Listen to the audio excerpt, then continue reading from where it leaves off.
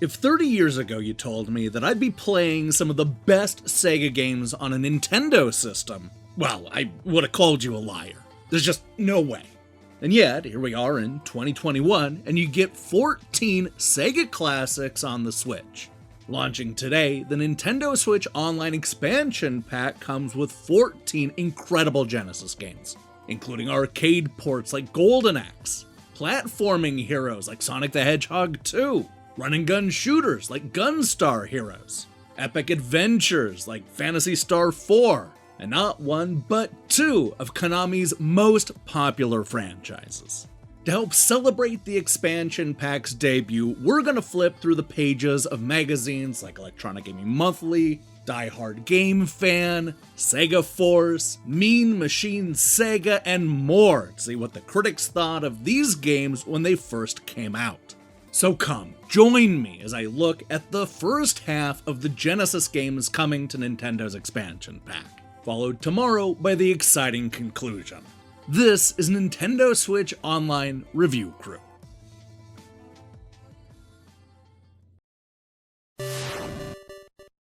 After nearly a decade of haunting vampires exclusively on Nintendo consoles, Konami finally brought their popular Castlevania series to the Genesis in 1994 with a spin-off called Bloodlines. Taking place during the lead-up to World War II and absent of Belmont, critics were all over the place when it came to this Genesis horror fest. While hype and anticipation certainly played into it, the real problem seemed to be that everybody just wanted to compare Bloodlines to Super Castlevania 4. That's one of the reasons why you saw GamePro say that this is in the lower reaches of the Castlevania lineage. They gave it a 3.5 out of 5 and concluded that the Count and his undead cohorts lead you on an acceptable chase. But if you've got Castlevania Bloodlust, Bloodlines will freeze your heart. Die Hard Game Fan disagreed. In fact, the magazine went so far in the other direction that even fans of the game may think they went a little overboard. Giving it a 98%, Skid exclaimed that the magic is back. From the opening animation to the last lash of the whip, this is action platforming gaming at its finest. Brody may have only given the game a 96%, but his words are even more over the top than Skid's.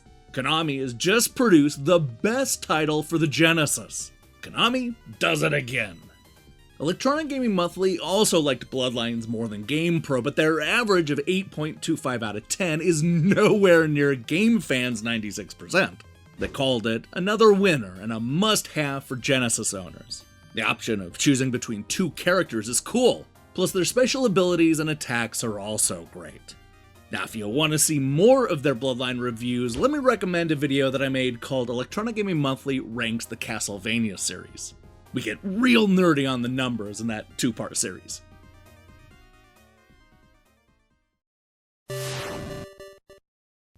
Ooh, if you thought the critics were split on Castlevania Bloodlines, just wait until you get a load of Konami's next offering, Contra Hardcore. This was yet another classic franchise that had recently hit a high watermark on the Super NES, which meant that some saw this Genesis exclusive as a step backwards, while others loved the bold new direction. Next Generation was one of the naysayers, though you might not realize it from the review. Reading the text, they don't really have any negatives, and instead point out that it's the ultimate side-scrolling shooter, and a beast of a game that won't be easily defeated. I don't know, that kinda sounds like an endorsement to me, yet it received a 3 out of 5. The reviews over at Electronic Gaming Monthly were also a little underwhelming, with most of the critics giving Contra a 7 out of 10.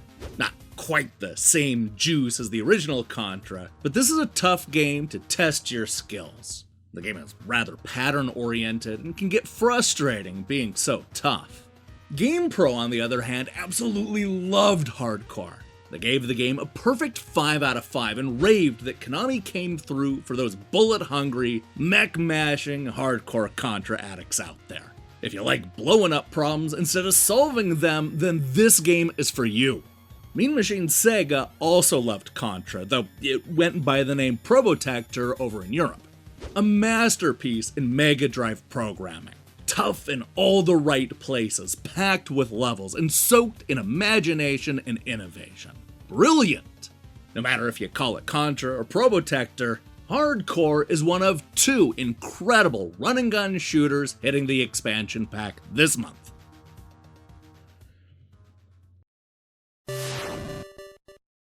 You may know it by Puyo Puyo or even Kirby's Avalanche, but in the 1990s, Sega called it Dr. Robotnik's Mean Bean Machine.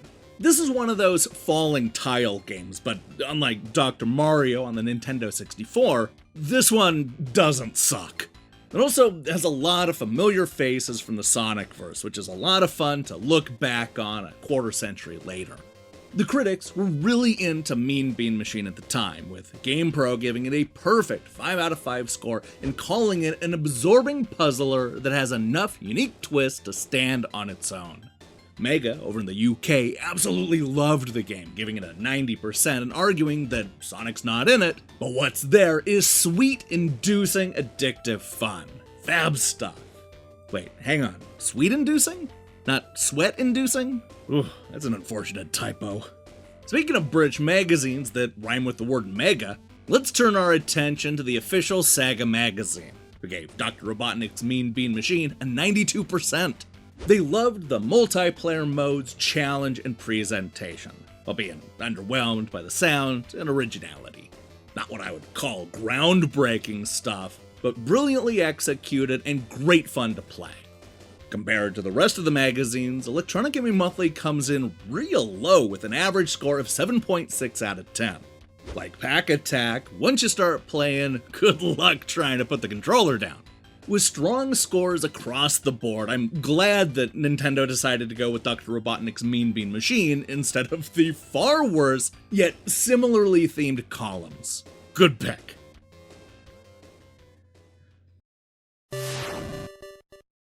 Leave it to Sega to try something new and totally off the wall. Man, I would have loved to have been in that room when they pitched the concept of playing as a dolphin forced to solve a bunch of puzzles in order to rescue his pod from space aliens. Well, the experiment ultimately paid off because Ecco the Dolphin is a gorgeous and meditative experience that the critics couldn't help but fall in love with. Once again, GamePro gave Ecco a perfect 5 out of 5 and called it seaworthy. Dolphin is fantastic. It's intelligent, thoughtful, and fun to play. It's also very challenging. The game was done with great sensitivity to all living things. It's a spectacular testament to the idea that video games can still be fun, even if you don't have to beat up or shoot up the competition. Sega Force also loved Ecco and gave it an average score of 91%. It gave Matt a chance to tell this story. Me and dolphins go way back. Well, there was a time when I was caught touching. Put a smile on my face anyway. God bless you, Flipper. Yeah, he also reviewed the gameplay and the graphics, but it's really the dolphin molestation that gets the lead here. Back in the US, Electronic Gaming Monthly was once again a bit lower than the other magazines. But don't take that to mean that they didn't like it. Ecco is amazing to play, or should I say, experience. It really does give you the feel of being a dolphin, though the challenges you face and powers you wield are far from realistic. Remember, dolphins are mammals too. With a score of 8.25 out of 10, it narrowly missed the top spot of being EGM's Game of the Month. Not bad for a game about a dolphin.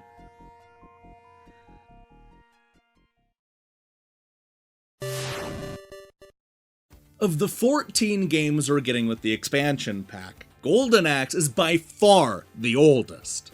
Released just a few months after the system's launch in 1989. This brawler is so old that it came from a time when Sega was still trying to figure out if Alex Kidd or Wonder Boy would be their mascot.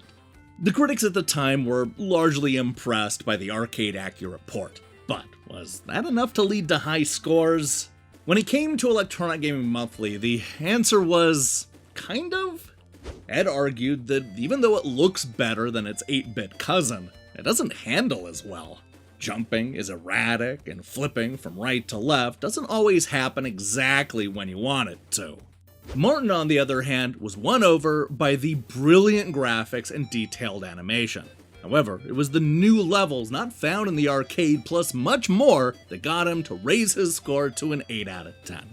You know who wasn't disappointed by Golden Axe? Well, it was the critics across the pond in the UK who were quick to heap praise on this beat-em-up classic. The Game Machine gave it a 92% and called it the most addictive game this month. You're lucky there was plenty of time to write this review. When Sega Mega Drive Advanced Gaming reviewed it in their November 1992 issue, they praised Golden Axe for having lots of fast action and scantily clad men with muscles. Most reviewers wet their pants when Golden Axe appeared, then cried with disgust at the disappointment of Golden Axe 2. That disgusting story came with a score of 86%, down slightly from the rest of the UK mags. Personally, I'm not sure I would even go that high, but they were definitely right when they said that Golden Axe 2 was a huge disappointment. Be happy that that's not part of the expansion pack.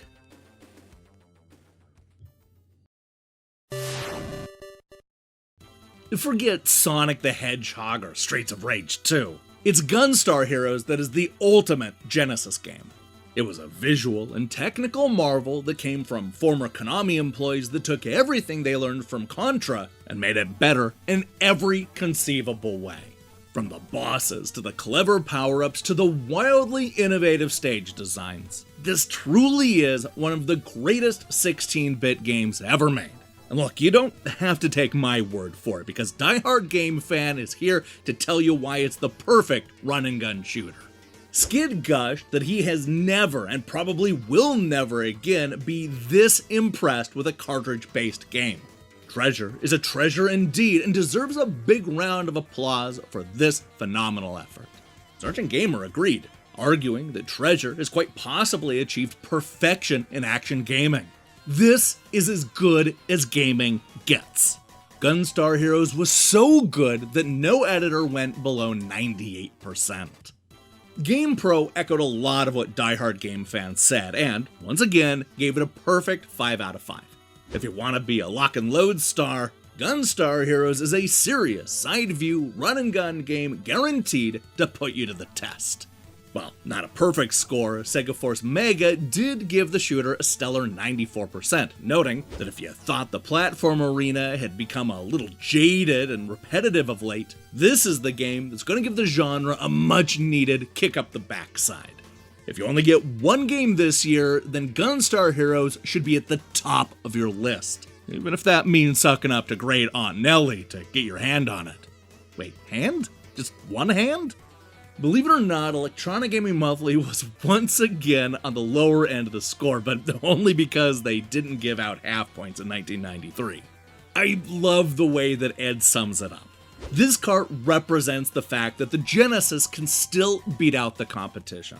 This has got to be the most intense cart to date, providing non-stop blasting and hand-to-hand, that's right, combat thrills that'll strain your abilities to the max.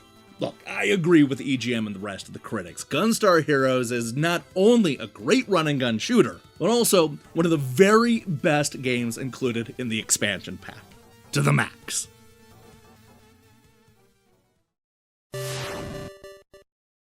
You can't release a collection of Genesis games without including at least one space shoot-'em-up. Thanks to a zippy processor and a head start, Sega 16-bitter was home to many of the best shooters of all time, including the final game that we're going to talk about today, Musha. This is the third installment in the long-running Aleste series, a fan favorite due to its creative bosses, action-packed gameplay, and cool upgrade system. I'm just gonna let Bard at Megaplay explain why you should be excited to play Musha. Totally and completely awesome. The best overhead shooter I've ever played. Fantastic graphics and rockin' tunes complemented by perfect play. Don't miss Musha. Perhaps Bart needed to tell his fellow critics because many of their scores are a lot lower than you might anticipate. Sega Force, for example, gave the game an average score of 70. But believe it or not, that's not even the shocking news, because Ada gave it a low score of 66%, complaining that he's been there and done that. Wow, another shoot 'em up. Yep, you'd be right to detect a hint of sarcasm there. I mean, Struth. How many of these damn things do I get every month? Several 100,000 probably. The whole concept's starting to wear a little thin, and Musha offers nothing new or spectacular to keep blasting fans happy. You also saw scores of 70% from computer and video games, and a 7 out of 10 from the similarly titled video games and computer entertainment, as well as a 71% from both Megatech and Mean Machine Sega. Boy, the Brits really had it out for Musha. Thankfully, GamePro was a bit kinder to this classic shooter, concluding that Musha might turn your brain into mush.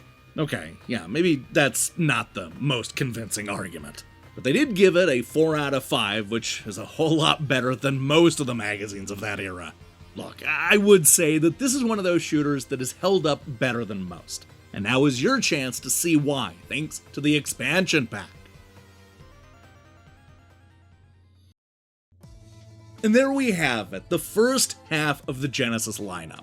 Tune in tomorrow and we'll get to the second half, which features many of Sega's biggest hitters, including Sonic the Hedgehog 2, Streets of Rage 2, Shinobi 3, Phantasy Star 4, and Strider. Look, we have a packed show in store for you with even more classic magazine reviews and surprises. Also, if you haven't already, make sure and check out our Nintendo 64 episode, where we look at everything from Mario Kart 64 to Ocarina of Time to Winback. Thanks for tuning in, everybody. See you next time.